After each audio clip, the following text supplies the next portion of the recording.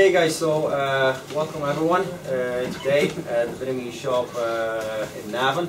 I would like to first of all thank you Jamie and Robbie for inviting us today.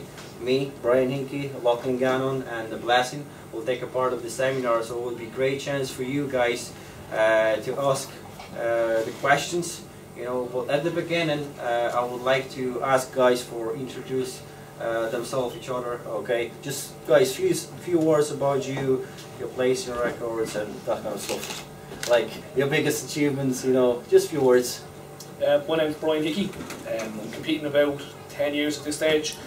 I've won my class title in the Navan Ireland 3 times, and I've won the overall once. The last show I did was the Mr. Universe in 2012. So hopefully get back on stage at some stage this year. Hey guys, my name is Loughlin Gannon. My first competition I think was nearly Bryan's one as well, so about 10-11 years competing. I've won absolutely nothing, but changed that. 5th twice now in the Worlds, the last 2012 and 13, but significantly changed the off season this year, and I'll probably talk a little bit about that. Yeah, when the time comes, but I'm shooting for something quite high up this year, but we'll see what happens. So yeah. Blessing. How you doing? My name is Blessing. I've been competing now for the past 3 years. Won junior national a couple of times, and my last competition was the Arnold. And my next one now is the Arnold again, September. And on the very end, myself, I'm Dawid and I'm competing since good few years, I think 7 years so far. My biggest achievement so far, I've been twice the overall national champion, 2008 and 2009, working as a personal trainer, working also in vitamin shop Galway, same as guys right here. So that's all about me. So guys, if you would have any question, fire away, you know. We are right here just for you guys, you know, so take your chance and ask anything what you want really about the diet, training, supplements. It doesn't matter girl or guy. Everyone, most of us working with the girls and with the guys, you know, so you can actually ask the question anything what you want. Okay. Right, so we'll start off with Bryan. Bryan, will you give us what you're talking about?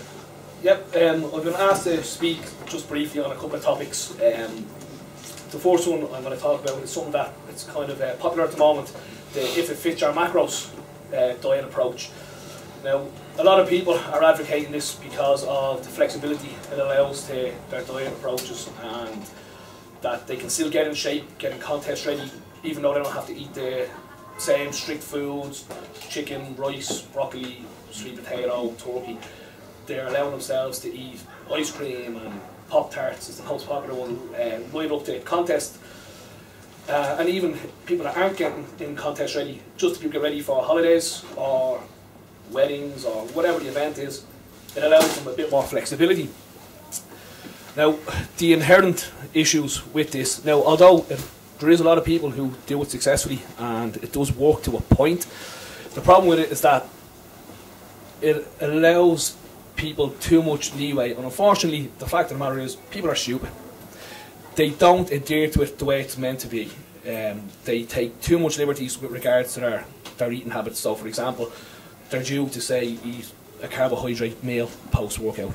Instead of eating the rice or the potato or the oats or some wholesome real food source, they're resorting to the likes of Pop-Tarts or jellies or processed cereals. Now the issue with all these processed foods is that they cause damage to the body at a cellular level. Basically the cells in the body become inflamed.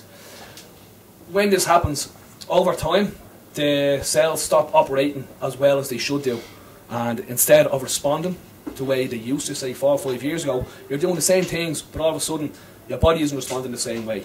You're not getting as lean as you were, following the same approach. This is because the cells are coming damaged, and over time this inflammation and damage actually leads to long-term health issues, the likes of heart disease, cancer, a lot of these gastrointestinal problems. These are all issues related to inflammation of the body and at a most basic level. Once the body stops operating properly, as efficiently as it should at a cellular level, everything after that is going to become less efficient. So the weights you're lifting, the food you're eating, it's not going to be processed properly, and basically your body just doesn't respond, and you won't get in shape as well eventually. So short term, it's a grand approach, but the long term, it doesn't take in the overall health benefits. And the health aspect is something that I focus on a lot with the guys and girls that I work with, because it's all well and good looking good for this summer, but 10 years down the line, if you've been not looking after yourself, things start going wrong, your health starts to suffer, and unfortunately people that want to look good just for 1 year, it's about long-term longevity and health. On that note, the flip side to that, if it fits your macros crowd, concentrate on the macronutrients. Now, I recently heard, I don't know where this came from, but I heard someone comment that don't worry about your macros, just worry about your fats, protein and carbs. Well, what do people think macros are? Your macronutrients are your proteins, fats and carbs. This shows the ignorance of people regarding the whole approach, and this old school mentality of just eat, don't be overcomplicating things. It's not a complicated aspect, you know, it's just the way things are moving forward. If we didn't move with the times, we'd still be operating off computers that are the size of that wall there.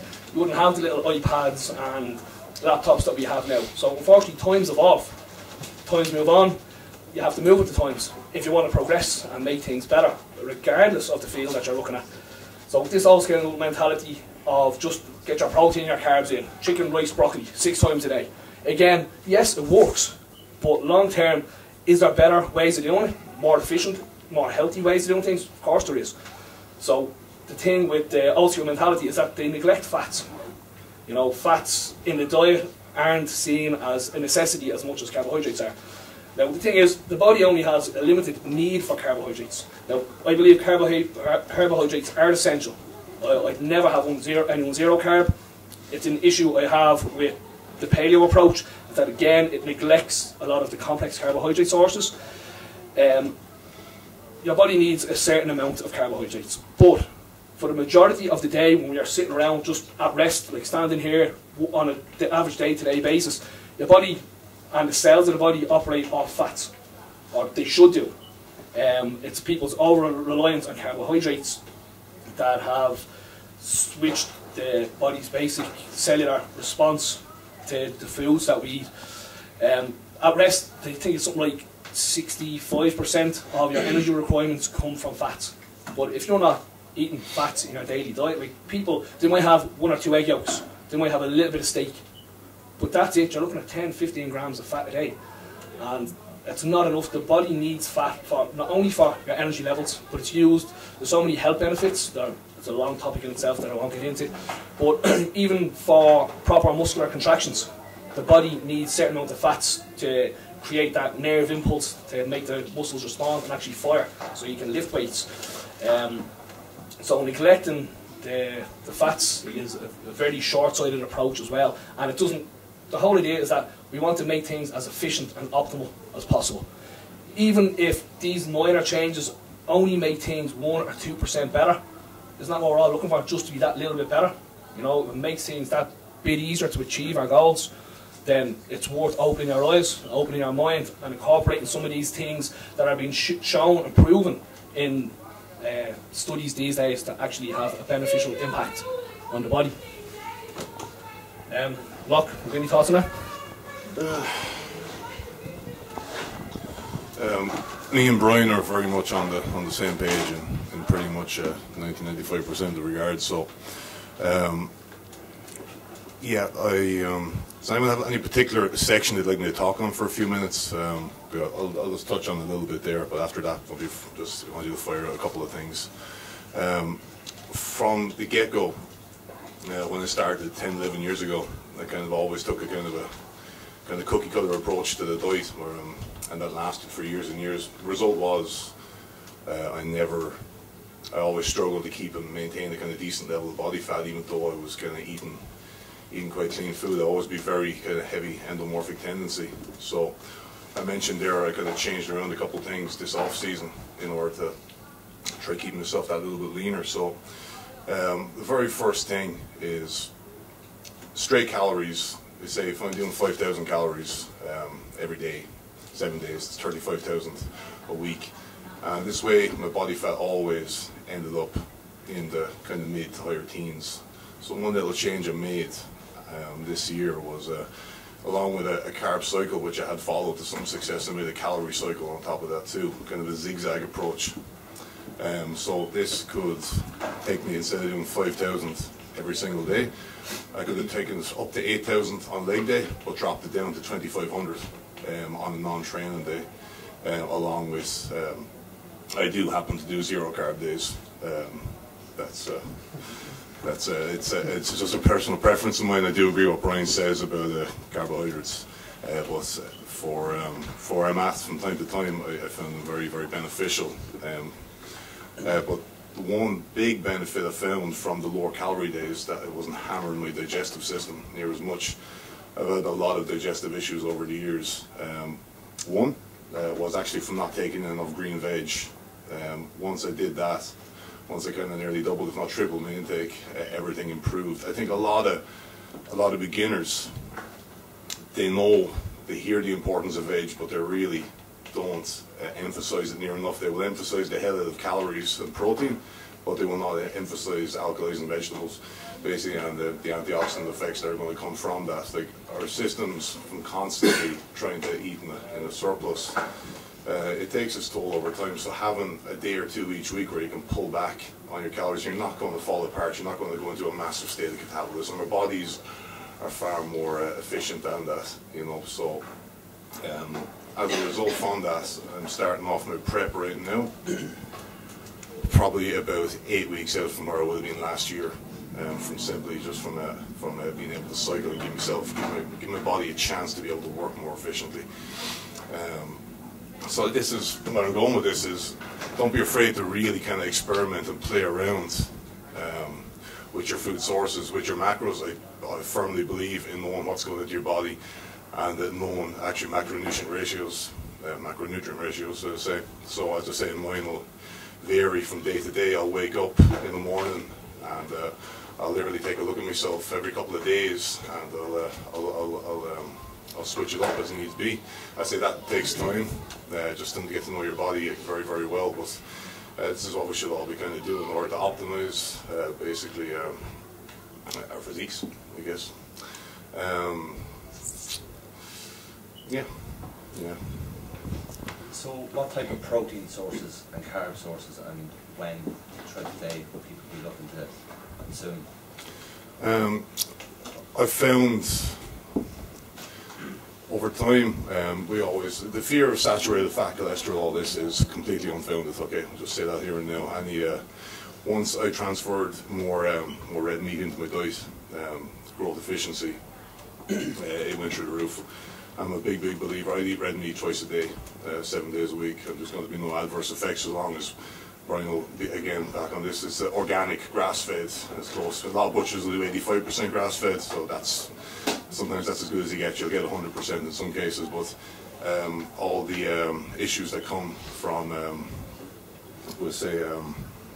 from red meat intake causing colorectal cancer and saturated fat causing arterial blockages, once the source of your meat, or the source of basically any of your food, is organic and clean, as it didn't exist, that comes back to basically Ansel Keys back in the 1950s pushing his agenda. Basically, the seven-year study was actually more like or the 7-country study was more like a Turkey country study. If you want to check that out, he basically selected 7 countries and just kind of pigeonholed it.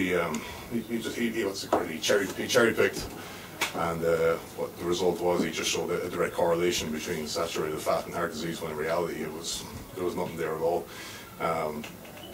So it's that whole fear. It actually cripples people. It's a way of kind of castrating yourself through diet. If you take your cholesterol and your saturated fat and bring it down to very, very low levels, your body can't function efficiently.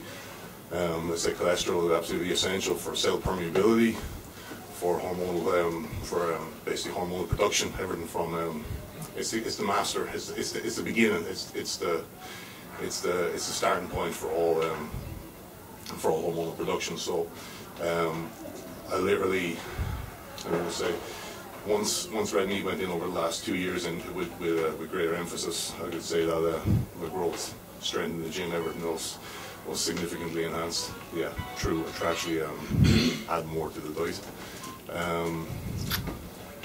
With terms of, you want to touch on carbs?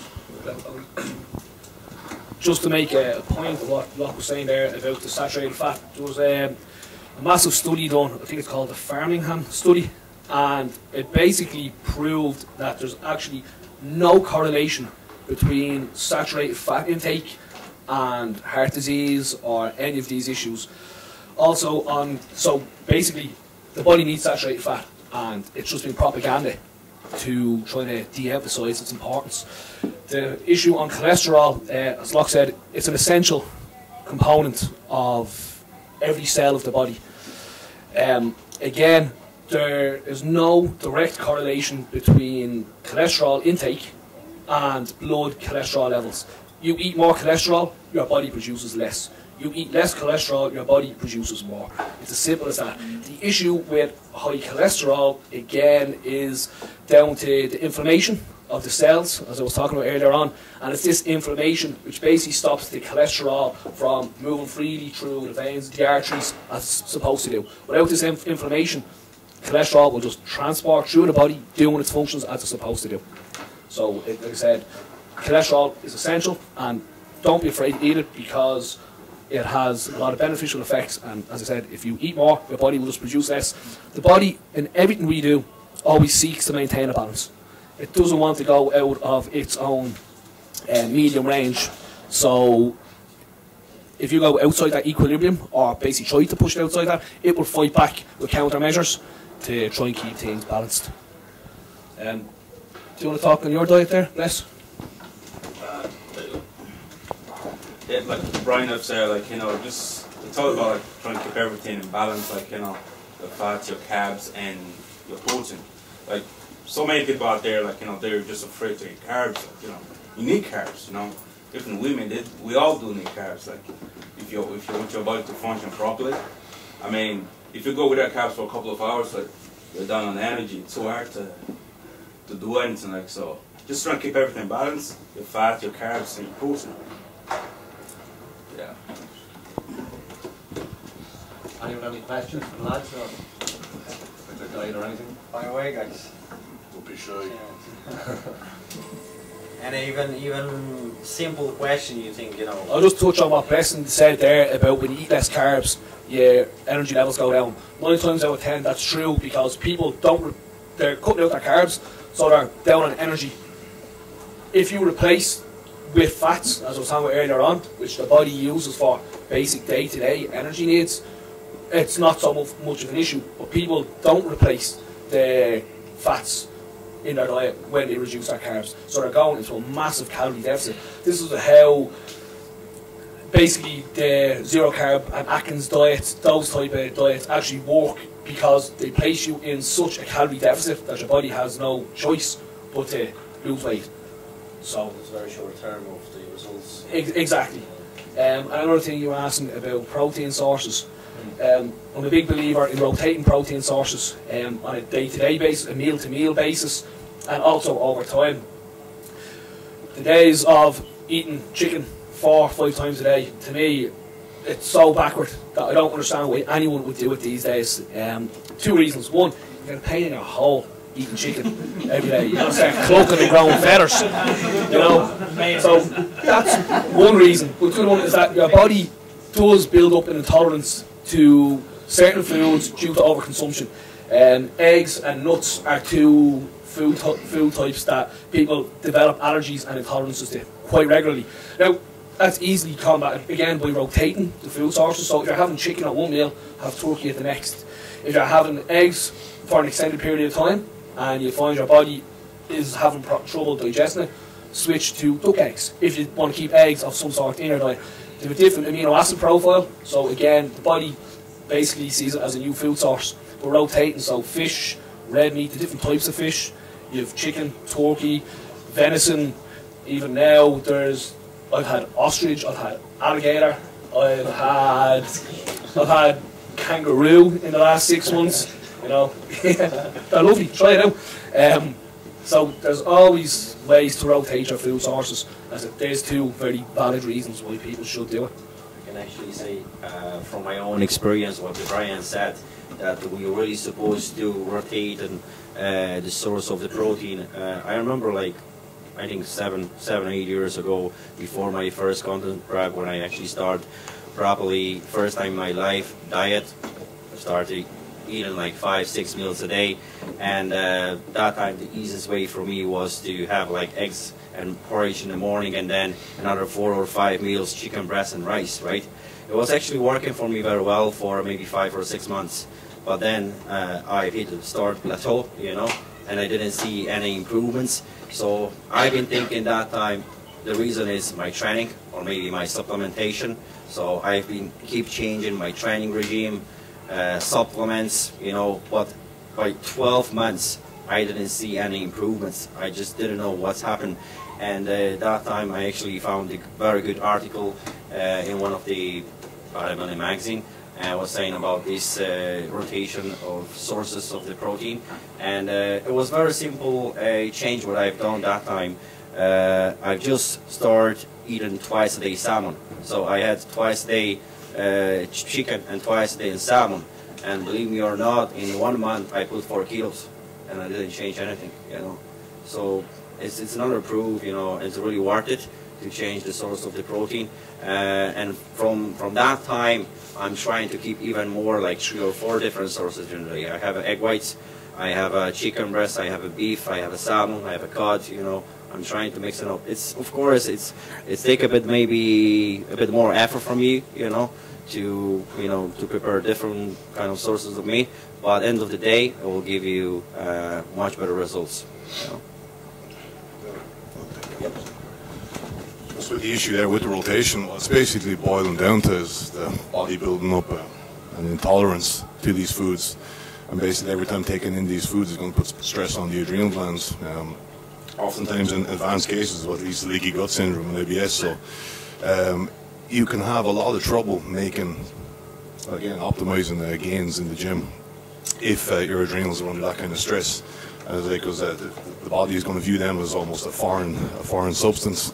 Whether the digestive enzyme isn't there, but it acts as an irritant, and the body has trouble processing and dealing with it. So removing that from the diet in place of something that doesn't cause this reaction obviously is going to favor growth and recovery, because anytime if the adrenals are under chronic stress, because oftentimes you will see that if someone's eating chicken breast 4 or 5 times a day, they're constantly getting work, they're constantly putting out cortisol, and so you're always going to be, that's going to lead to an acidic environment. So removing that and adding some veg into extra veg oftentimes, but like a gut rebuild protocol is often called for there, which consists of a probiotic, glutamine, and sometimes 2 to 4 weeks of adding digestive enzymes with each meal.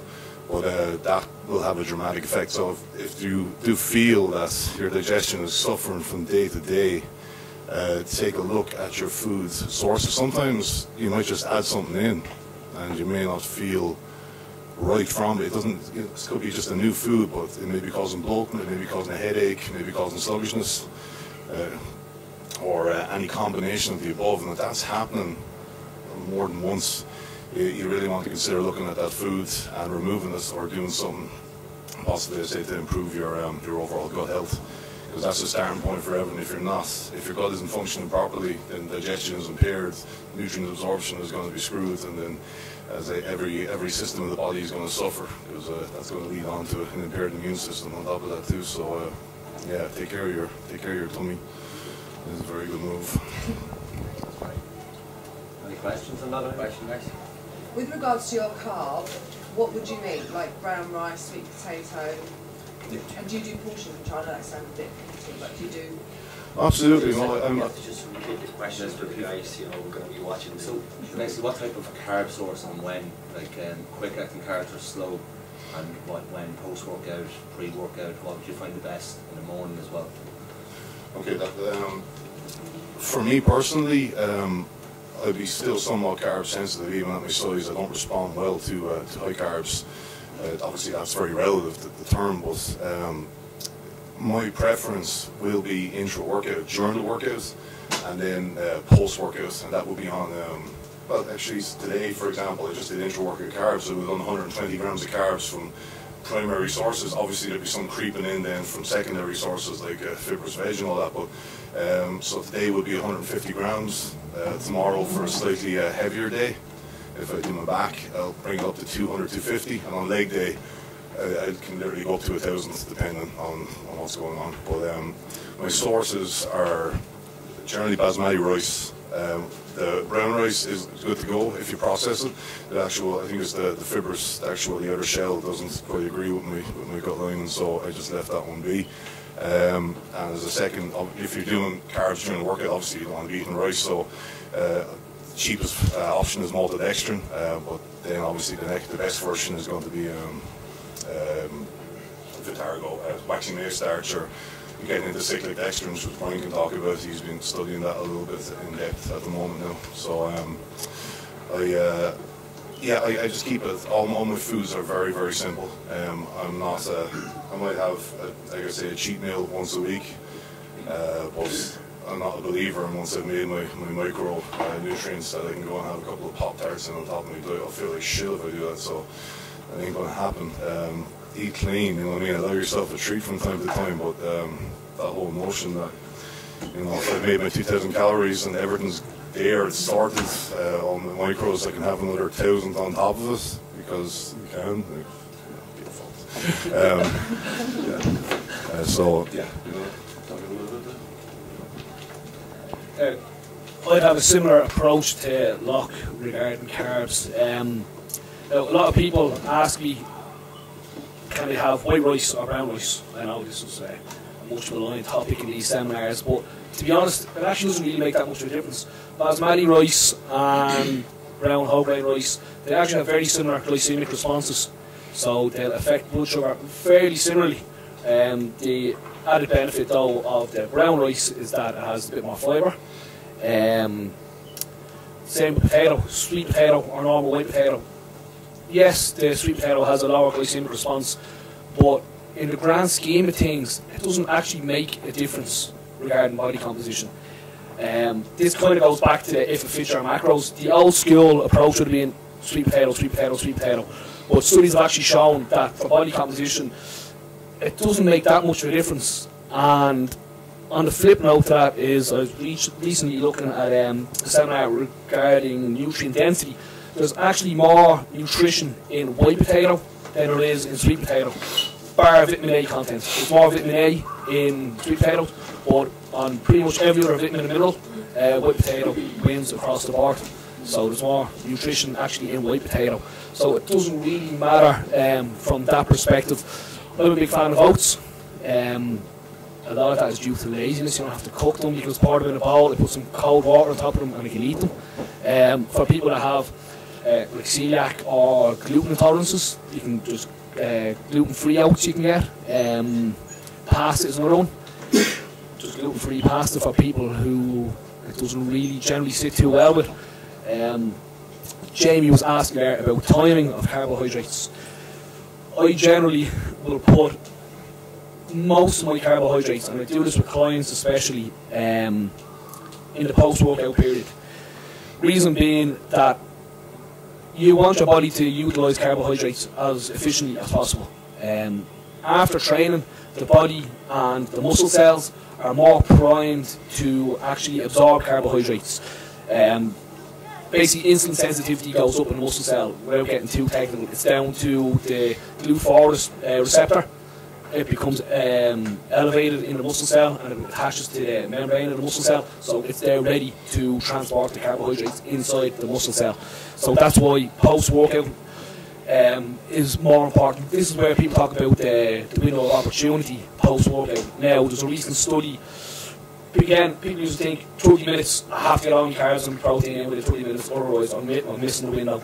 A recent study by Brad Schoenfeld and Alan Aragon has proven that it doesn't dismiss the theory of the anabolic window, but it just says it's not as short as people once thought. So it's actually a lot longer, so you don't need to rush as much to get them in, although I do feel that as the time progresses, insulin sensitivity will gradually decrease from a high post-workout. So it does, to take advantage best of that, we can get it in within a 3-4 hour window around the workout, like from during to post workout, I find is the best. Your body will absorb and utilise the carbohydrates much more efficiently.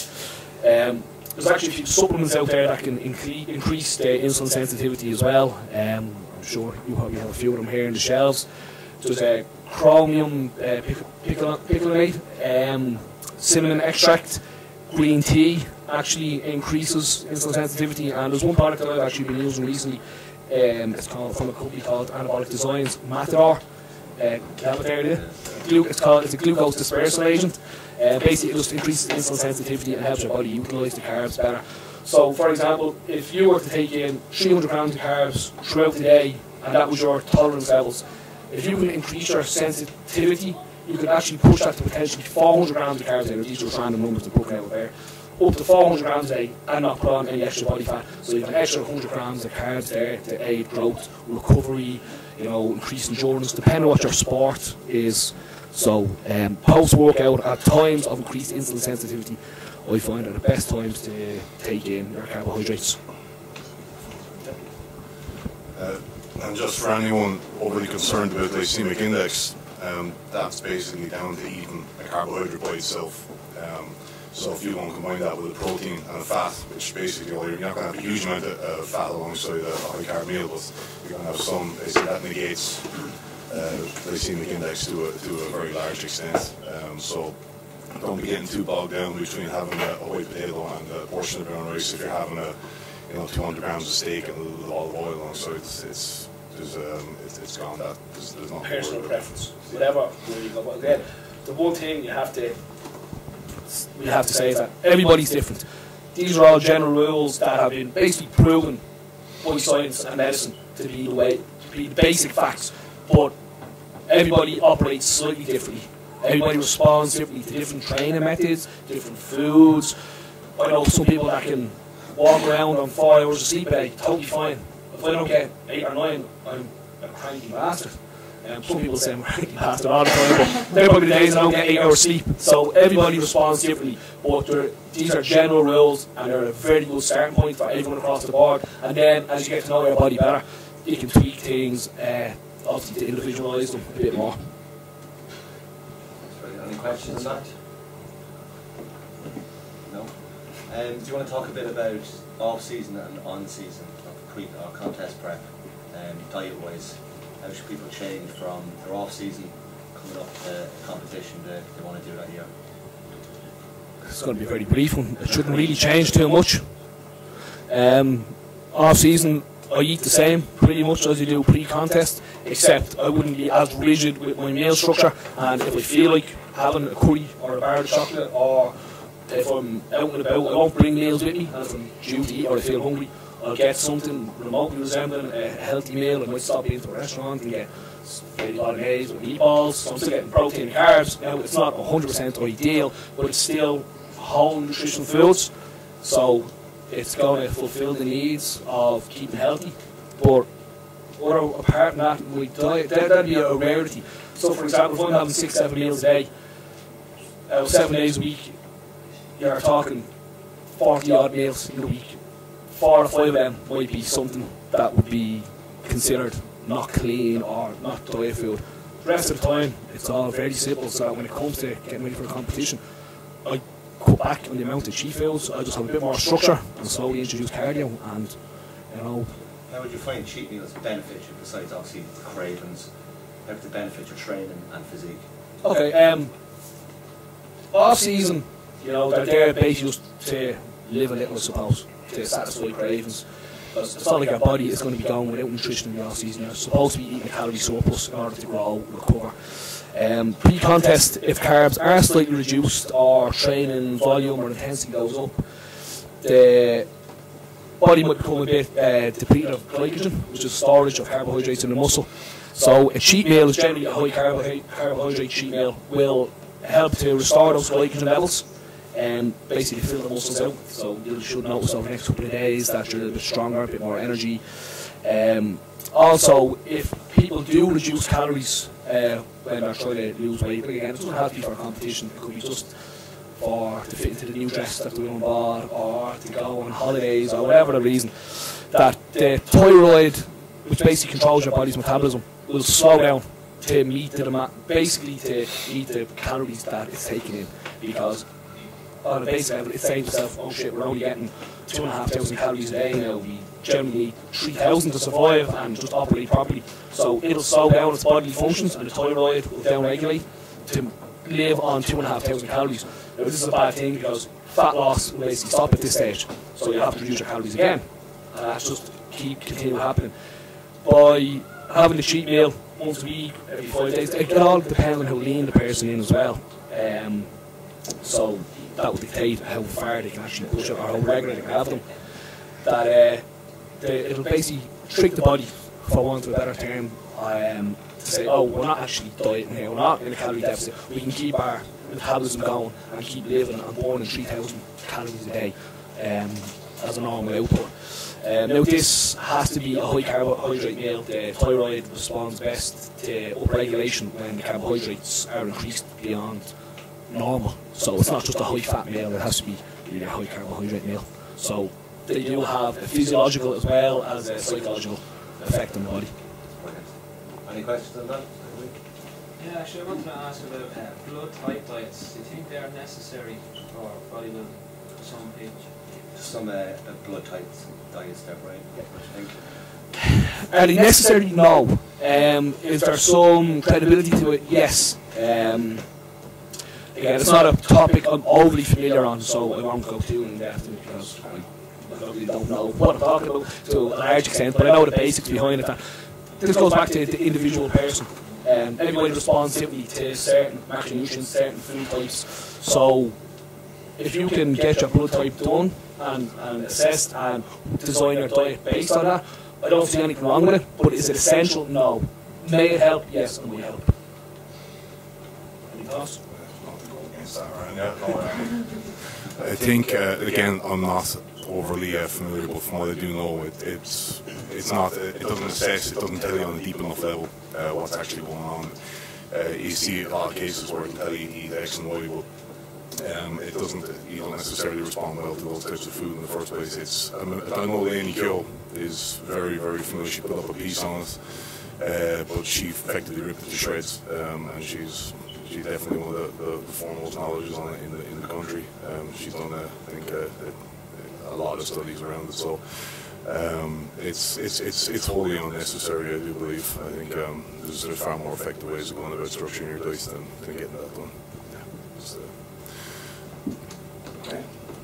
What I can actually tell you, maybe not from my own experience, but my previous coach, and he's also the world champion bodybuilder, and like these diet with the particular blood group, was actually starting to be a little more popular, maybe around 5-6 years ago, around that time. And I remember I asked him about the same question you actually asked him right now to us. And he said, listen Dave, I checked my blood, and my blood group just telling me that I shouldn't eat the beef, for example, right? And half of my life and the last 10 years I've been eating beef twice a day, and that's what I think make me big, that this is the big part of my diet that actually make me world champion, so. As the guy said, you always have to try and have a look, yourself. It's like with everything. Very good. Any other questions? Everyone knows everything. Still a better approach than the FYM.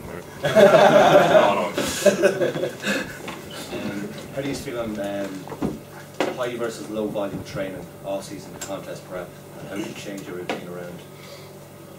Right, this is something that I've actually done recently, and I think personally that it's made a massive difference to my physique, and all the people who lick my arse tell me I look much better now as well. I used to be your standard, averagely high volume trainer, chest on a Monday, legs on a Tuesday.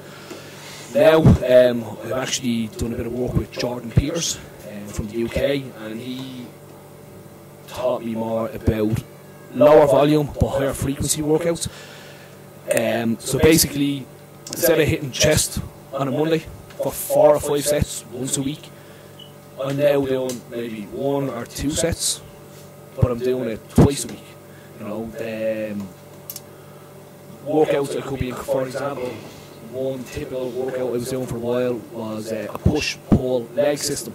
So on push day, I'd hit chest, triceps and shoulders, either push muscles. Obviously, it's 3 body parts. You wouldn't do the same amount of volume. So you might do 2 exercises for chest, 2 exercises for shoulders, and maybe only 1 direct exercise for tricep. You'll say, Jesus, that can't be enough. You have to remember, a lot of the exercises for chest and shoulders are pushing motions, and triceps are highly involved in all those actions. So they're already pre-fatigued, and the last exercise is just there to finish them off, just to make sure. Most people, I feel, overtrain. They do too much, and that's why they can only train their muscle groups once a week. But I switched to a lower volume approach, but more frequent workouts, and I found it very, very good.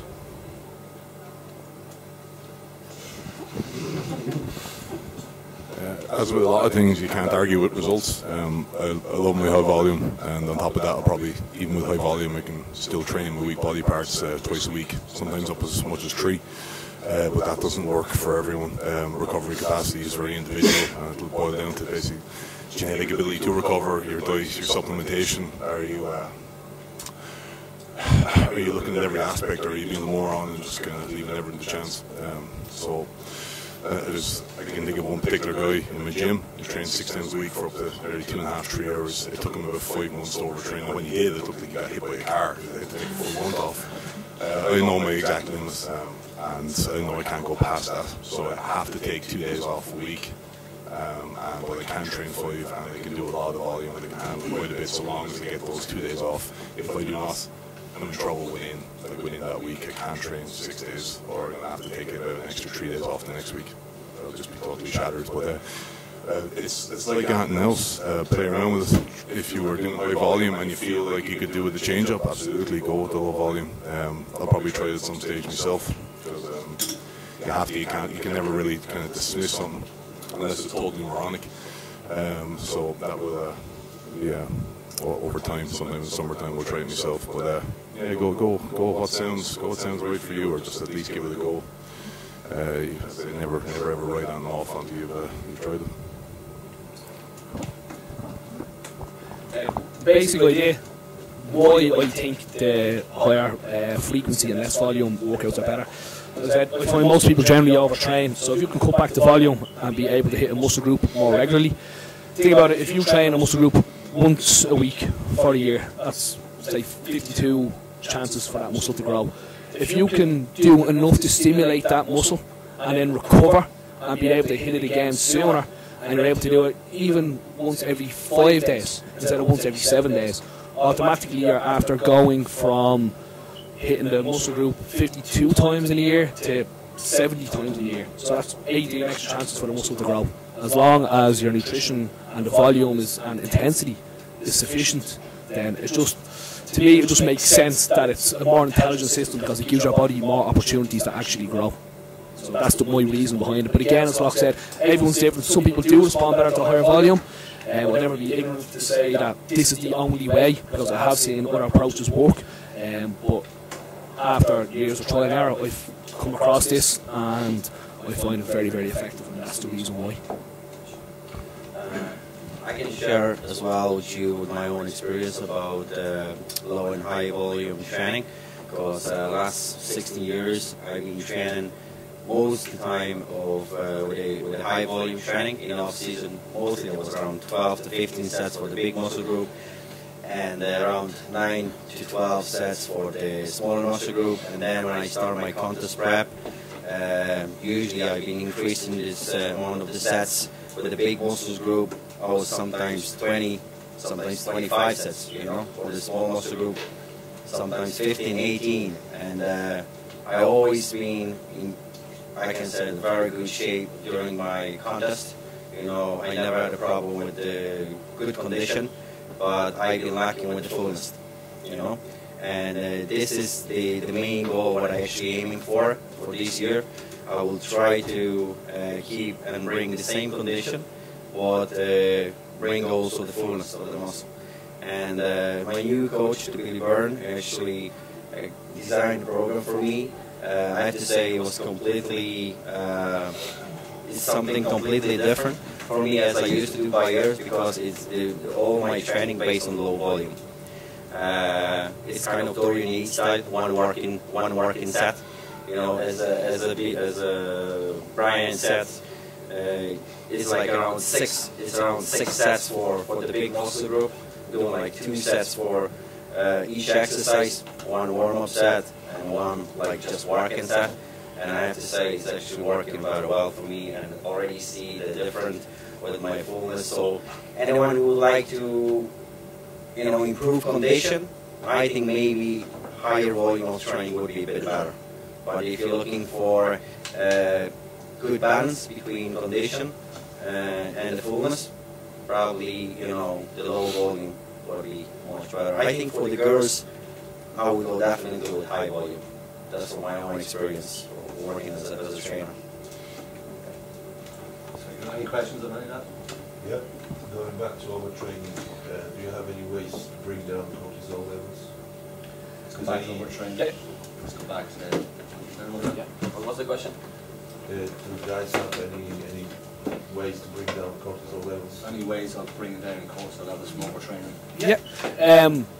If it's chronic elevation of cortisol, like chronically overtrained in the long term, take a bit of time off, eat a bit more food, just give our body the calories that it needs to recover. But in the short term, so for example, cortisol levels are elevated in the morning, they're also elevated after training.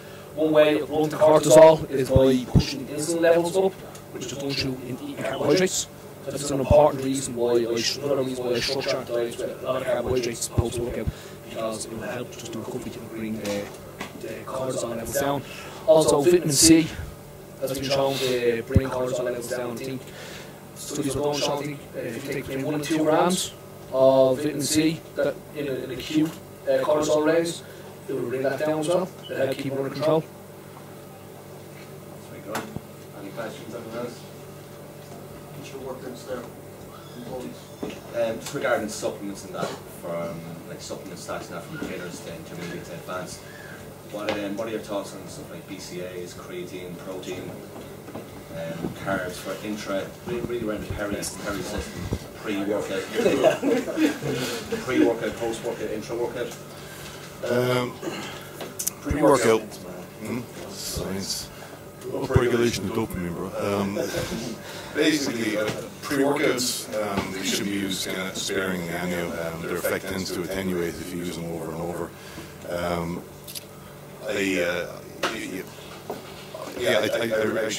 try to use them only like once or twice a week and save them for kind of heavy workouts. But the meal itself is more important. The way I was eating the right meal for, I don't know, this all depends on personal preference for a meal before, but if I eat a heavy carb meal before I train with an hour, like I'll be falling asleep by the time I get to the gym. So what you're looking at there is the effect food is going to have on your neurotransmitters. So for me, the optimal pre-workout meal is going to be something like red meat, nuts, and you know, even I want to keep the acidity level quite high going into the workout. So MCTs, coconut oil is a great choice. And my favorite pre-workout is going to be like a strong black coffee with about 10 to 15 grams of coconut oil in there for the medium chain triglycerides. I love big words, I do. And then by the time I get to the gym, I'm going to be far more fired up because, as I said, red meat, not enriched in particularly tyrosine, that's going to ramp up your dopamine levels. So the easiest way to look at that is the foods you're going to eat are either going to wake you up or send you back to sleep. And just not to get off the subject, but waking up first thing in the morning, I know no one in here is going to necessarily do it, but your standard Irish breakfast is your toast, your orange juice, and maybe a bowl of cornflakes and some milk, and there's protein in milk, so there's my protein covered. But you're looking at kind of a glycemic bomb, you know what I mean? There's nothing to balance it out. You have 90% carb breakfast, so you do see that people they're eating, there's a bit of a rise for half or 45 minutes, then they hit a massive slump in the morning, and they're looking for more carbs because they're effectively hitting a bit of a hypo. So what they're doing is destabilizing their insulin for the day, and they're after sending their serotonin through the roof. So what you want to do in the morning is when you get up, you want to wake yourself up. The meal you should have should be enhancing, basically removed, and getting you fired up for the morning. So before the workout, there's no difference. Now, there are people who function just fine eating carbs before the workout. Brilliant, go for it. You know what I mean? There are reasons to have carbs before workout, regardless. But for the most part, for me, you couldn't pay me to eat carbs before workout. Now, for my interest stuff, I usually no, I wouldn't work it, bro. I would have my intra carbs. I would start them about 20 minutes in, and at that point, as I said, the function they're not going to induce a kind of sleepy effect. They're effectively going to be used for energy automatically. They're not going to have the same effect on your neurotransmitters as if you were eating them an hour and a half before.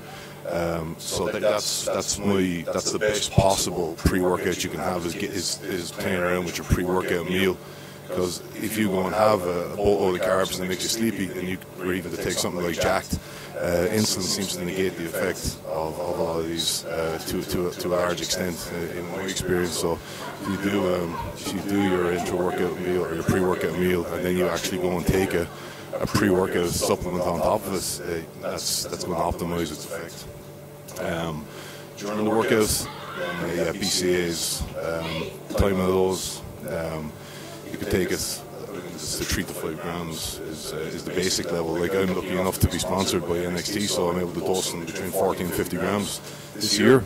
And Bryan will tell you, you can never isolate it down to one thing, but my gains this year have been better than any other year from being able to what you would effectively call mega dosing. So I'm not going to tell everyone to do that, but you definitely will see benefits, particularly in recovery, from adding in somewhere in the region of even 5 to 15 grams between the start of your workout and coming towards the end. It's basically carb and BCA intra. That's my personal preference. And post, you can have more carbs depending, or I just stick with just some amino acids. Get a high dose of those, but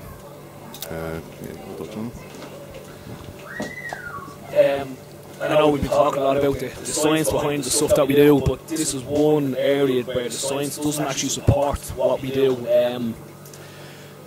Most studies are saying that BCAAs from a protein synthesis and a muscle building perspective haven't got a massive impact, but there's a lot of anecdotal evidence. I've experienced a lot of top level bodybuilders have done it by introducing the intra-workout, where the focus used to be on post-workout nutrition. It's switched to intra-workout nutrition. Again, sensitivity is raised to a lot of nutrients. There's more blood flow going through the muscles because obviously you're training them.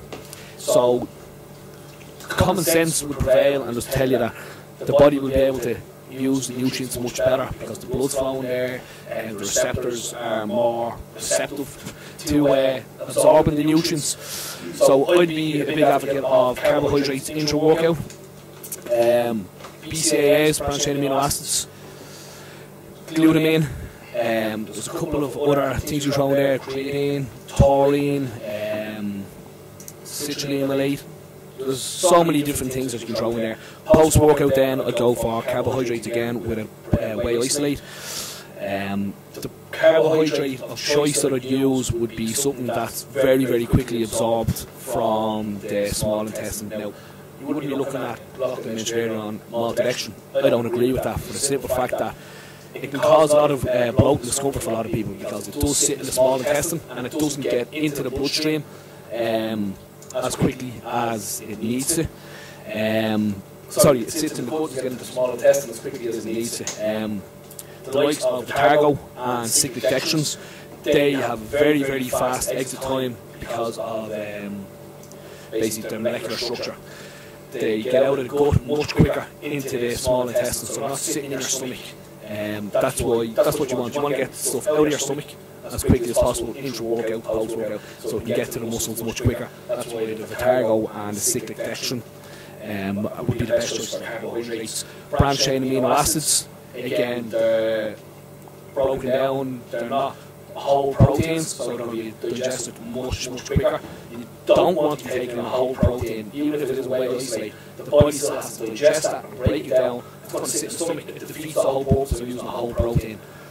Even if it is whey isolate during your workout because it sits in the stomach for too long.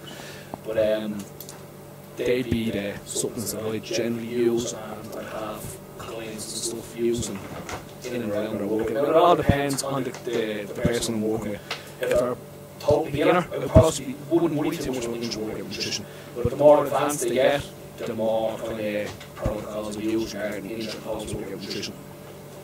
Any questions on any supplements or that? Digestive enzymes, some people say that it's like the old man's kind of supplement, but a lot of the younger bodybuilders these days are taking it. And do you think it would be beneficial, or does it just depend on the person's The answer is yeah, maybe.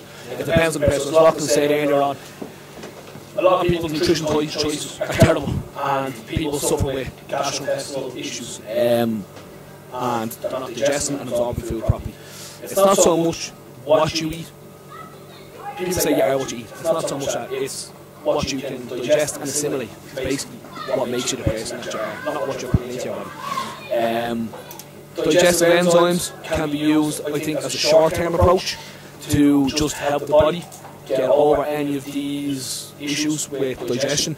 But if you use long-term, I think there can be a reliance on the digestive enzymes. Basically, your body will stop producing its own. I think this happens if you look at people that are lactose intolerant, they lack the lactase enzyme. I think as far as I know, most of us are born with lactase enzyme, but we lose the ability to manufacture it as time goes by, and that's why a lot of people have issues digesting lactose, milk and such. So yes, they can be good short term in certain circumstances, but I wouldn't over rely on them. I have a question on digestion. Does eating protein and carbs at the same time in one meal, does it affect digestion? I heard that proteins secrete acids and carbs secrete alkaline, and they neutralize each other, and that makes the digestion much. Does protein and carbs in the same meal affect digestion? Really? Grains are acidic in nature, as is all meat sources, and eggs are all acidic. The only thing alkaline is basically fruit and veg. Some meats are almost borderline alkaline, like venison. But I've heard that notion before: split up your macros and eat them at separate times. That's really. I'm pretty sure I know this, but it would be incorrect and wholly unnecessary in my experience. And I've heard of this before. I've had a couple of around my area advocating this. It makes for extreme inconvenience, and I don't believe there's going to be any extra benefit to doing this in the slightest. Yeah. Any other questions anyone has? Ask for the training, diet. Fat burners, what do you think about fat burners? Fat burners. Once your diet is effectively flawless, once your training is in order, once your sleep pattern is bang on, once everything is functioning as it should be, then that's 90-95%.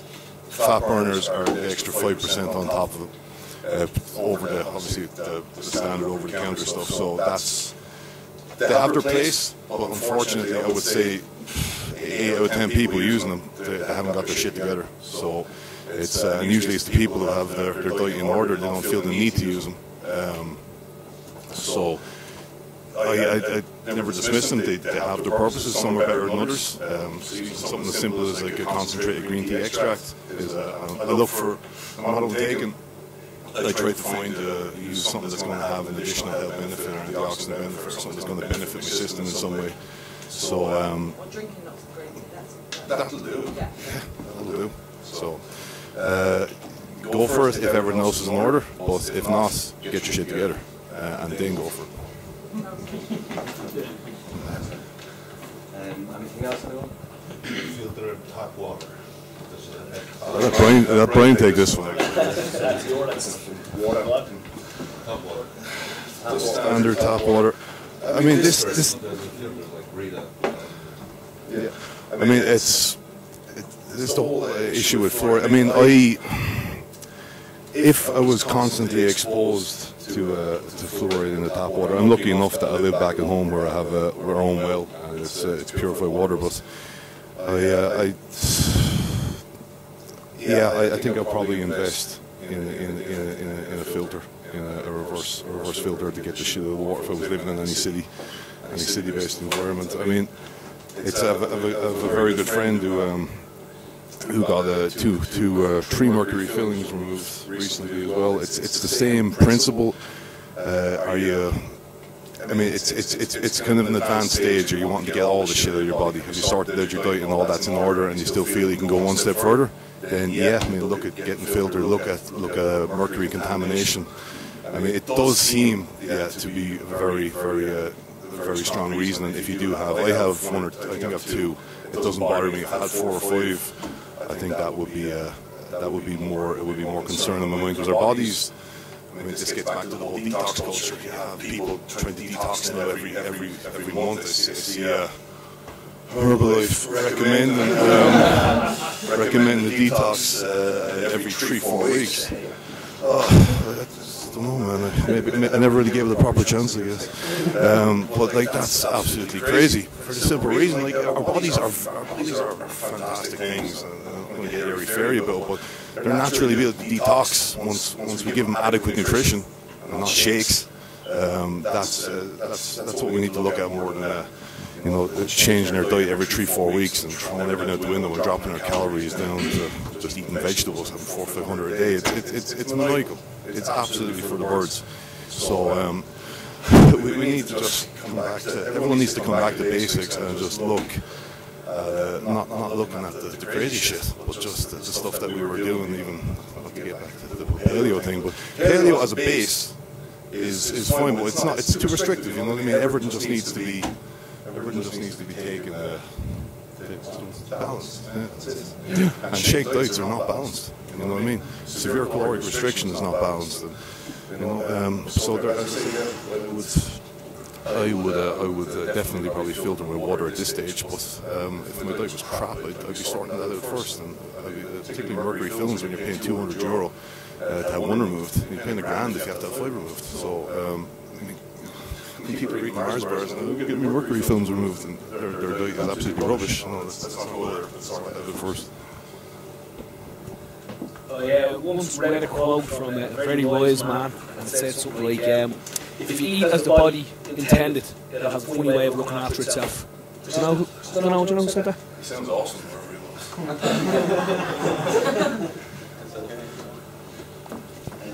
Right, maybe something a bit different here. What do you think about bodybuilding and social media in Ireland? There's a lot of old school people and new school have different views, and self-promotion and how it helps, because it is an expensive sport, to get your name out there, get recognised. Where some people think, put your head down and shut up, and what's your view on it? I think it's been a great thing for people to learn and educate and get their ideas across. The problem isn't so much with Facebook, the problem is with the bodybuilders. Most bodybuilders are dickheads. I'm sure some people think we're all dickheads, you know what I mean? Hands raising over the back there. No, seriously though, the problem is with the people. Big fish, small pond. People winning 1 or 2 shows over here. People not even winning shows over here. Everyone has a blog. Everyone thinks they're turning pro. When in reality, I don't see anyone in this country at the moment. Obviously, bar Tom Staunton, who's an ABBA pro, I'm actually referring to Awodibu pro, competing for at a Mr. Olympia level. I don't see anyone in this country at the moment going to be anywhere near it. What Blessing can possibly touch on this, like, he's the biggest prospect to come out of Ireland in a long time. He's going to the Ireland Classic, and the guys are making Blessing look small. And Blessing is making us look small. You know, so what does that say about the rest of the gene pool out there? I think people just get carried away with their own self-importance, a lot of people, and they're getting too ahead of themselves, and that's annoying some of the older school bodybuilders, which I can totally understand why it's annoying them. There's certain aspects that I see on Facebook annoy me as well. But like, the whole scheme of things, I think it can be a very good tool to help get ideas across, different perspectives, knowledge. So, and just a good way for people to interact. Like, a lot of people, friends in the bodybuilding industry that I wouldn't see from one end of the year to the other, bar the shows, but I'm able to keep in contact with them now, you know, so it does have its benefits. But again, I think the problem is more so with the people that are using it. I'm not going to get into it. I put up an article on Blunt Force a while back about it, and it said everything that I needed to say on it. It's not. I'm quite happy to go what Bryan said there. I don't want to add that more to it. Alright. Get off your fence. Any questions on it, or? Do you think it's down to our genetics over here that we're not really getting to a world-class level? Genetics are the number one factor. Yeah, I mean, it's after that then we can do everything that we can to, as I say, it's again to optimal level, which is why it's again that people are getting that one side of the fence versus the other. Don't bother counting your macros, just get on with it. But like again, people counting them and looking at the science and focusing on intra-workout supplementation and structuring all foods. It's really, put it this way, this isn't accurate, but it's the difference between gaining maybe 4 pounds of muscle a year and maybe gaining another half to an extra pound on top of that. You know what I mean? You're just doing absolutely everything that you can. But the genetics are going to dictate. I mean, Phil Heath can, you know, probably take me 3 or 4 lifetimes. You know what? Even in 3 or 4 with the genetic level that I have, it's still not going to happen. I'm never going to have those muscle bellies or that just insane fullness. So I never worry about what someone else is doing. I used to. Like back when they started off, I was looking forward at 16 weeks out who's competing and this and that. Now I was just going to get on with it and make sure I just do the most I can with my own prep and come in. I think that is the best possible way to go about it. But the pro stuff, as I say, blessing is the single best potential we've ever had, but he still has. That's down to genetics. Obviously, there's pretty different genetic gene pools going on here. Just a bit. Yeah, we're not actually brothers. You know, I never look like Wrexham. No matter how intelligent I think I am or try to be, and hard that I diet and train, I never look like Wrexham because he just has genetics that are a million times better than mine will ever be. So because I'm black, isn't it?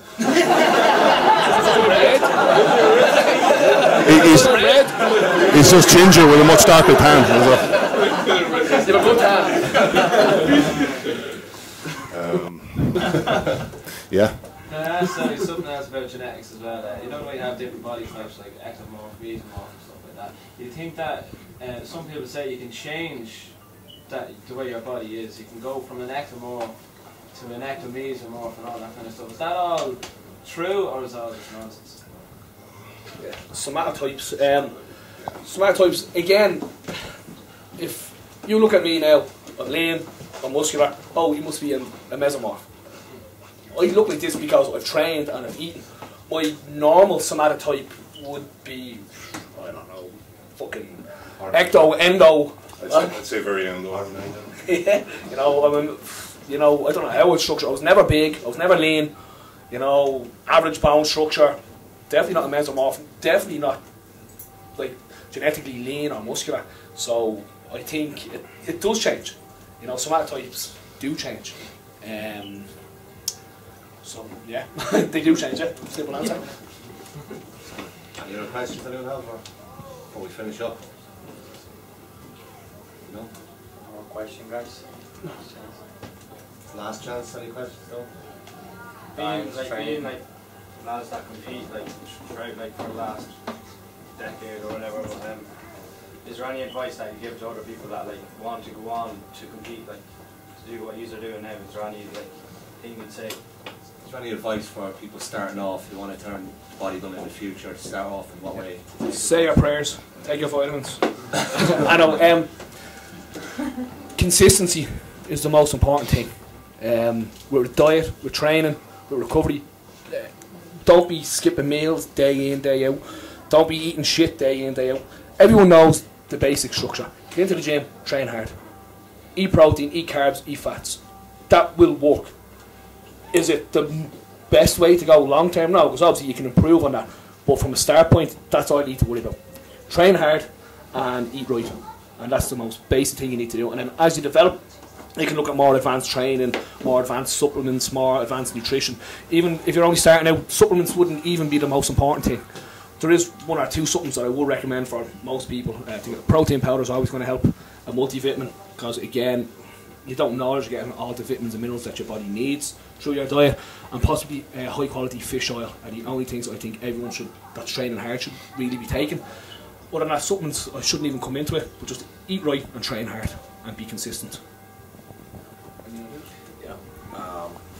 Just to be consistent, as Bryan said, and if you're thinking about the bodybuilding show, that will be your first show, I think you should go to one of the guys who actually already competed, make some achievements, you know, behind him, and get some good advice, you know, get some good diet plan, good training, and just follow with the structure, follow with the schedule, you know, be very consistent, week by week, you know, not like 1 week you'll be very good, the other week you'll be so-so, you know, you have to be very strict if you're aiming for to be the best. Loughlin? And Leslie.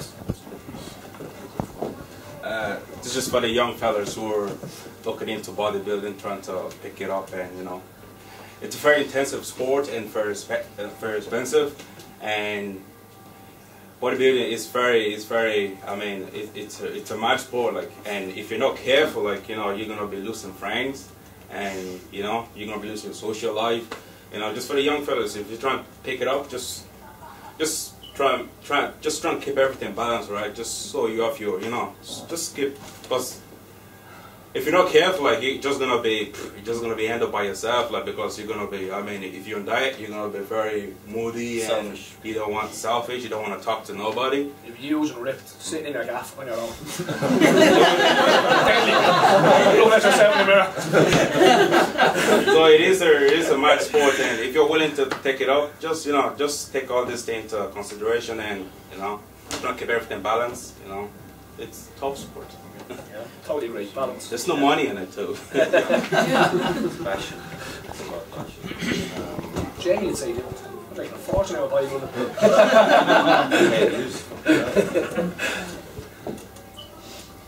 Be very careful who you kind of almost look up to or who you take the advice from too. You want to make sure they have your best interest at heart, and that they're not trying to just rob you blind in the process, or I won't go into that any further. Just not everyone is as nice as me and Bryan and Dawid and Bessie.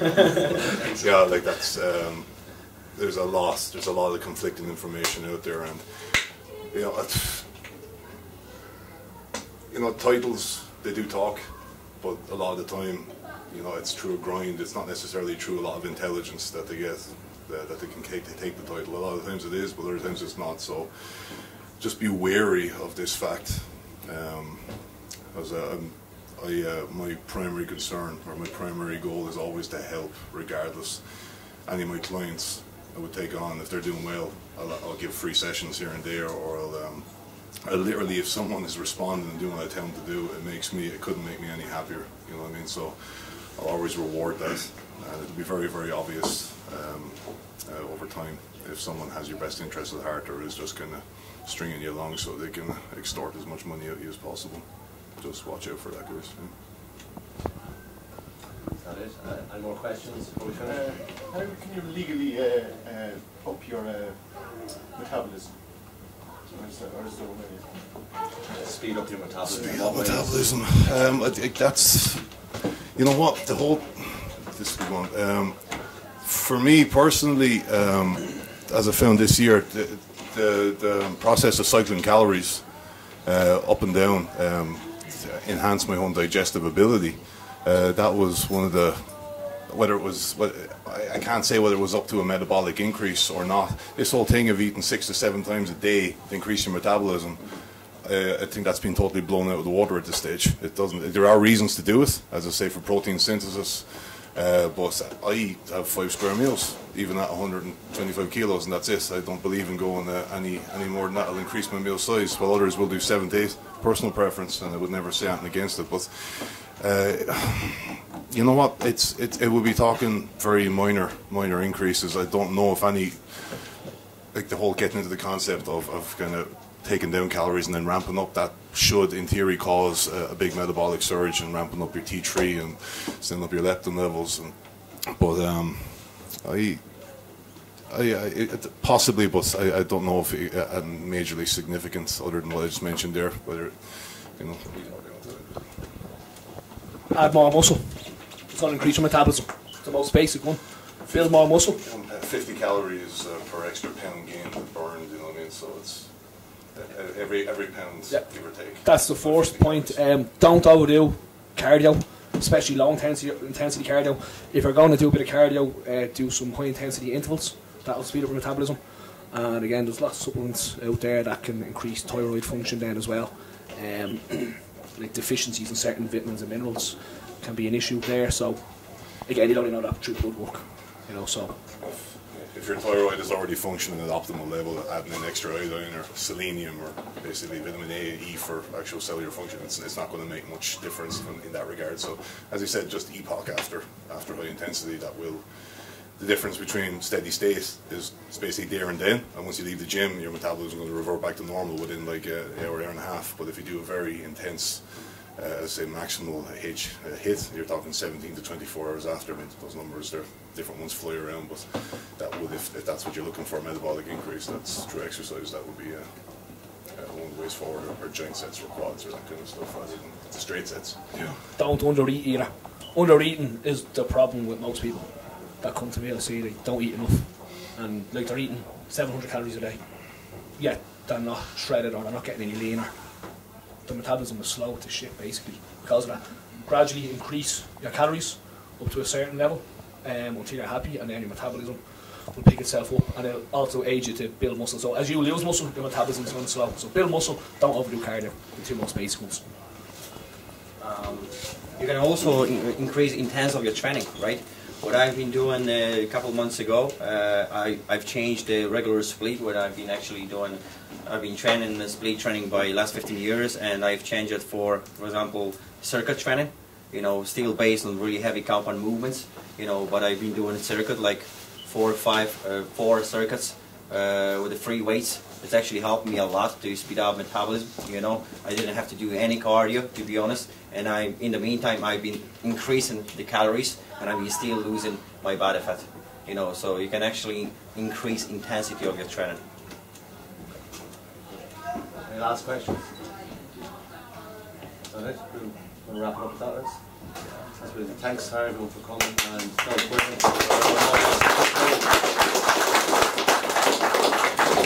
Thank you very much, all of you guys, for coming. It was a pleasure to be here and share with the knowledge with you. Thank you very much, guys. Loughlin, Bryan, blessing. Thank you very much, guys. Thanks.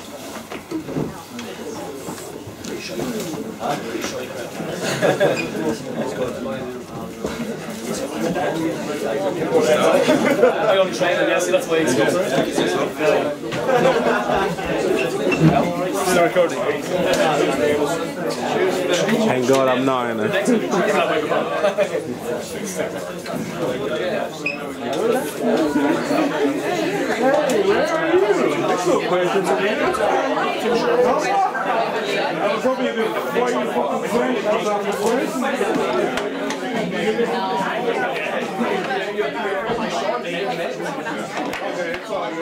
He went outside and goes, why did you fucking say something?